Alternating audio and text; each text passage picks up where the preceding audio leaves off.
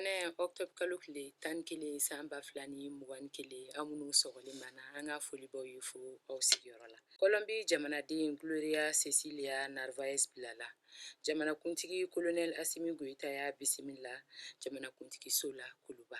Ɲaw ka kunnafoni kɛnɛ sigi. Kɔlɔmbi jamanaden Gloria Cecilia Narvaez san naani tun ye ɲinan ye kojugubakɛlaw bolo. U tun y'a minɛ Karangaso Kucala Cercle kɔnɔ Mali ni Burkina dancɛ la kabini san 2017 Février kalo tile 9. Nga a y'a yɛrɛ sɔrɔ. Jamanakuntigi Colonel Assimi Goïta ye muso in bisimila jamanakuntigi so la Kuluba ka foli di a ma a ka dusukun gɛlɛya la. San 4 kalo 8 kuntala kɔnɔ ko ɲɛɲini cakɛda caman y'a timinandiya muso in ka se k'a yɛrɛ sɔrɔ ka bɔ kojugubakɛlaw bolo.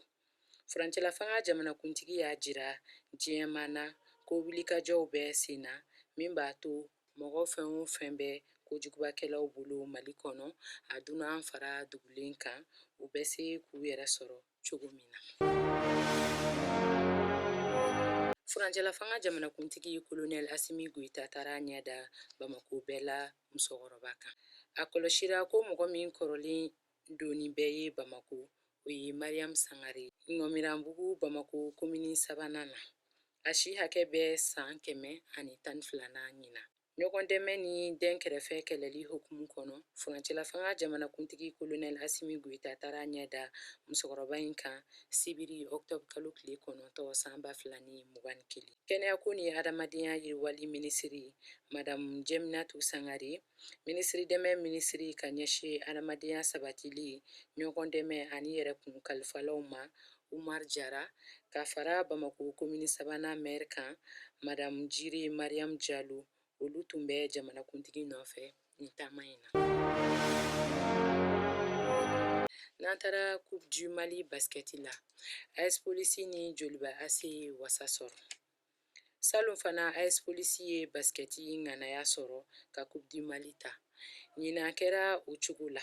Sibiri Octobre kalo tile 9 san 2021 AS Polisi ye AS Mande gosi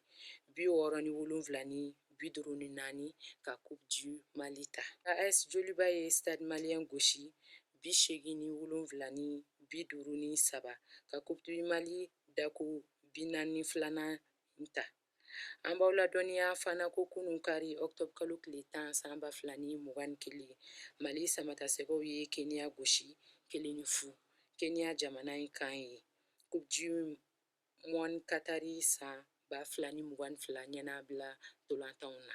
Uganda min ye Rwanda gosi 1-0 u ni Mali bɛ ɲɔgɔn sɔrɔ don nataw. N bɛ dansigi an ka bi kunnafoniw na aw k'an bɛn waati wɛrɛ nin kɛnɛ in kan.